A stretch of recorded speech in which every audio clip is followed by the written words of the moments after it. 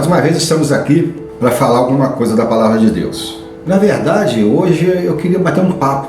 Você já ouviu falar em maldição hereditária e alguns outros assuntos polêmicos, como é o caso do arminismo, do calvinismo, que o arminismo ele diz que o cristão ele não é salvo apenas pela graça, ele tem que permanecer numa vida íntegra e, em outras palavras, Deus quer que todo homem se salve, mas o homem pode escolher em ser ou não salvo. Já o calvinismo ele diz que, estou resumindo, tá?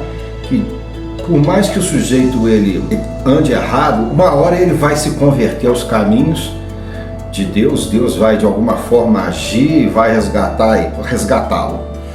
E é uma dificuldade às vezes para muita gente entender isso aí. Agora, em que pese, às vezes eu e você, meu irmão, divergirmos nesse sentido, o importante é que nós cremos que Jesus é o Filho de Deus, que Ele veio ao mundo, morreu por nós na cruz do Calvário, ressuscitou e vivo está. Então isso não vai mudar.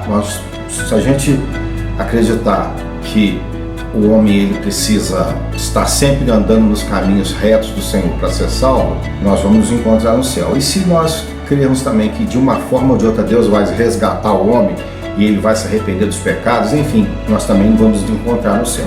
Mas é um assunto polêmico porque ele me leva a pensar numa coisa que o pessoal fala sobre quebra de maldição. E esse bate-papo aqui, ele tem o objetivo da gente refletir. Eu não quero aqui deixar uma ideia contundente para dizer assim, não, é desse jeito, não é desse jeito.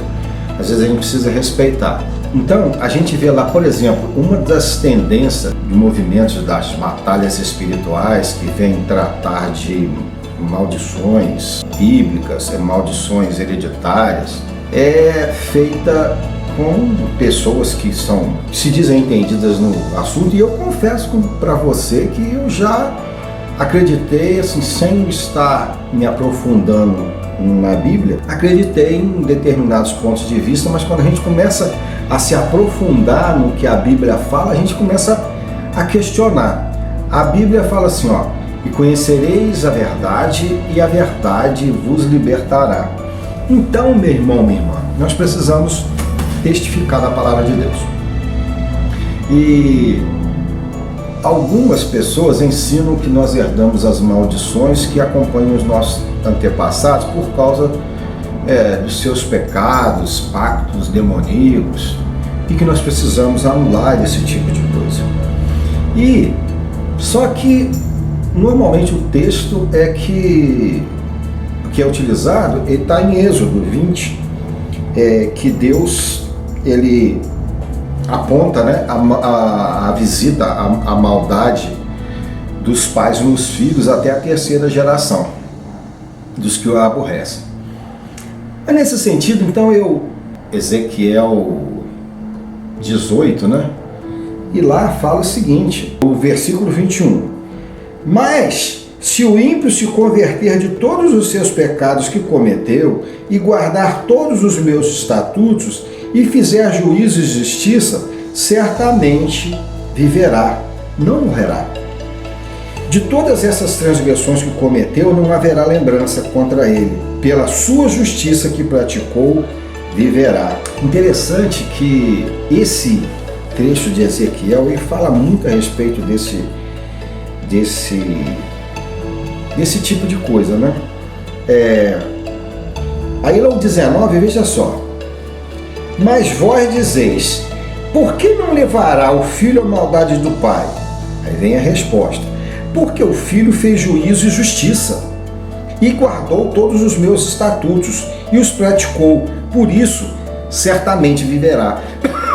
E agora a gente vai lá para Números. Números ele vem falar sobre a questão do povo que estava caminhando pelo deserto, e tudo Números 14, e trata no bojo da questão daqueles que tinham a promessa da terra prometida, aqueles que murmuraram e depois diz assim, ó, o 14, 26 assim: depois falou o Senhor a Moisés e a Arão, dizendo, no 26, tá? Isso está em Números 14. Se me permite, eu vou olhar para ali que está na minha tela. Números 14 está dizendo assim, 12, 26. Até quando sofrerei esta má congregação que murmura contra mim? Tenho ouvido as murmurações dos filhos de Israel, com o que murmuram contra mim. Dize-lhes, vivo eu, diz o Senhor, que, como falaste aos meus ouvidos, assim farei a vós outros.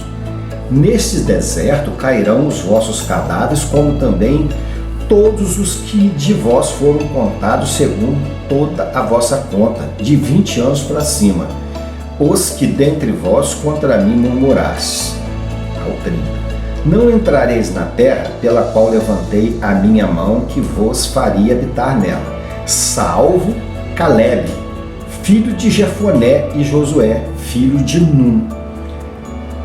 Diz 31. Mas os vossos filhos, de que dizeis, por presa serão, porei nela, e eles conhecerão a terra que vós desprezastes. Então, a você, não parece que você precisa andar nos caminhos do Senhor para você não sofrer a ira e para você ter as benesses de Deus na terra dos viventes? Mas isso vem trazendo também um outro significado.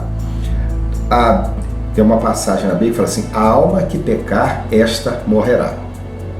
Então, meu irmão, minha irmã, a gente começa a comparar esse texto assim de um modo bem grotesco. E eu estou aqui levantando uma lebre para você me ajudar nesse sentido.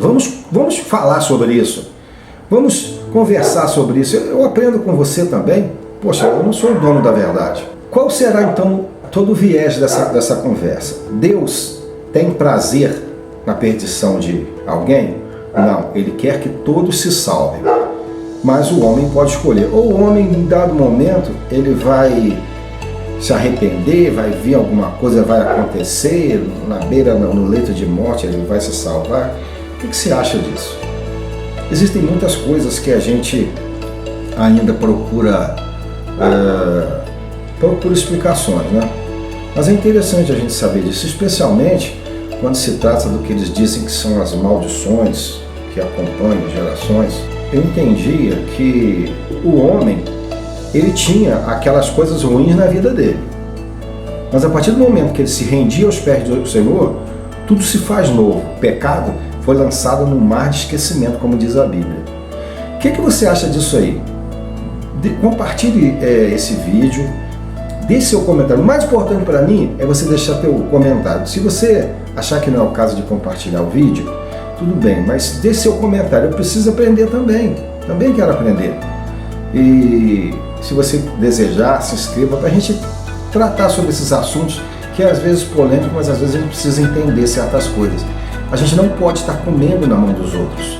A gente precisa conhecer a verdade para que a verdade nos liberte. Que Deus possa abençoá-lo rica e abundantemente.